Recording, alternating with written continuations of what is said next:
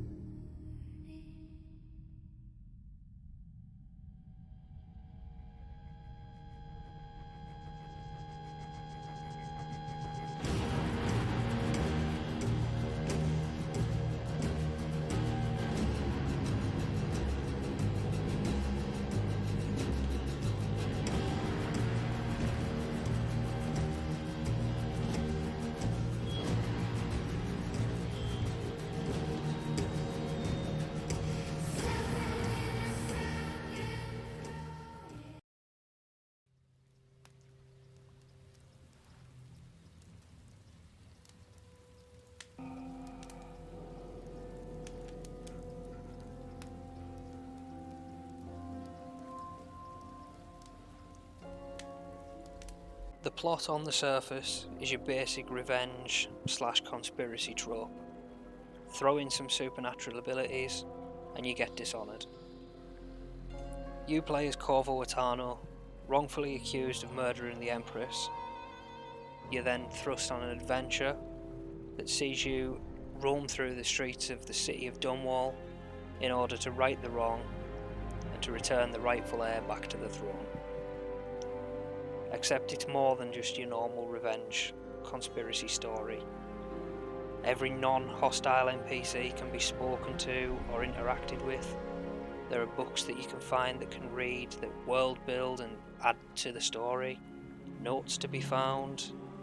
Lethal and non-lethal options for every mission, every encounter. Conversations you can overhear in the world that may help you towards your initial end goal, or they might just be there to build around the world.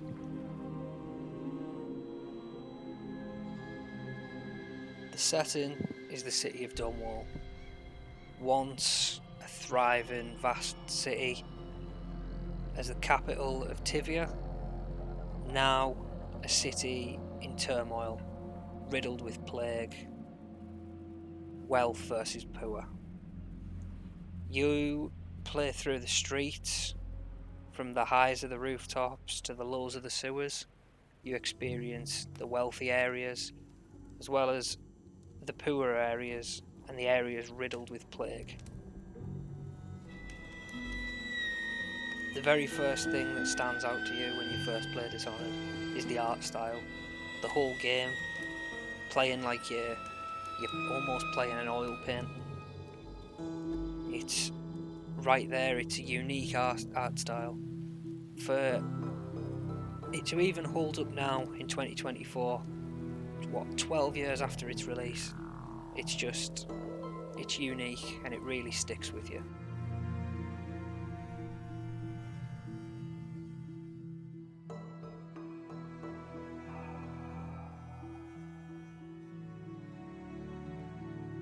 The biggest factor of gameplay in Dishonored is the play your way. They do this by you get given an assassination target, you're dropped into a sandbox environment, told to go here, get rid of this person, and that's it.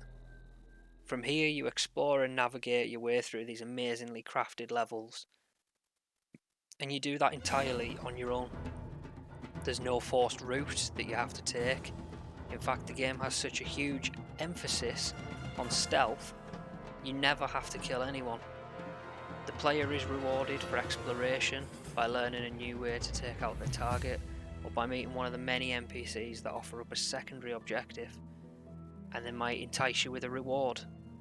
Whether that be Slackjaw offering a non-lethal option to complete a mission, or Granny Rags offering a rune to upgrade your powers simply for killing some people that have turned up at her door.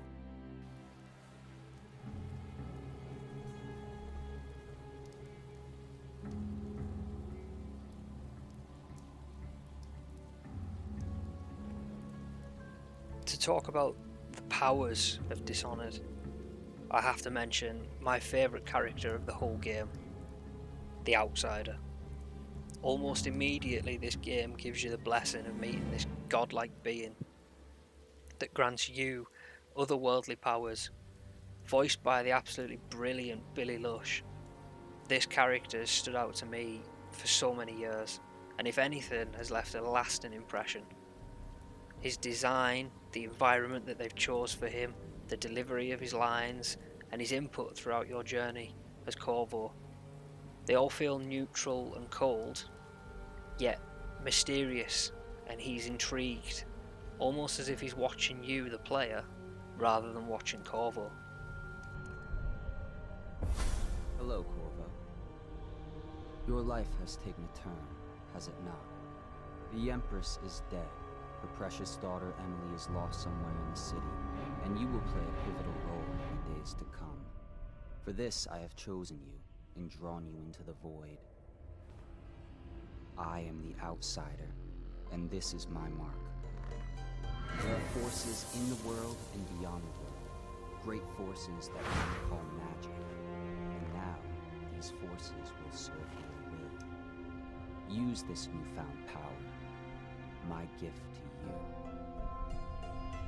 Come find me. He gifts you his mark, granting you supernatural abilities in the form of Blink, a basic traversal power that immediately makes you feel powerful.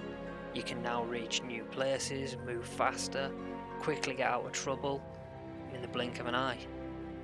After acquiring runes, you can unlock new powers allowing you to bend time, or summon a swarm of bloodthirsty rats, or even possess the body of other creatures, whether that be a rat, a fish, or even another human. This opens up a whole new way to traverse the city of Dunwall. How you use what I have given you falls upon you, as it has to the others before you. And now I return you to your world, but know that I will be watching with great interest. So although Dishonored hasn't done anything groundbreaking or revolutionary towards the gaming industry, the things that it did them so well that they've stuck with me for the last 11 years, that I'll always come back and play this game. And although I didn't go into as much detail and as much depth as to why I love this game so much during this video, I do hope that I can in the future make a more in-depth one. So for the end of this one, I'll just leave you with my favourite cutscene from the entire game. So ends the interregnum, and now Emily Caldwin I will take her mother's throne after a season of turmoil. You will stand at her side, Corvo, guiding her young mind and protecting her from those who seek to exploit her or cause her harm.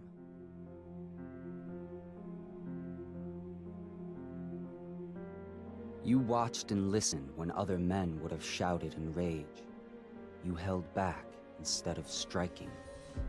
So it is, with the passing of the plague and Emily's ascension, comes a golden age, brought about by your hand.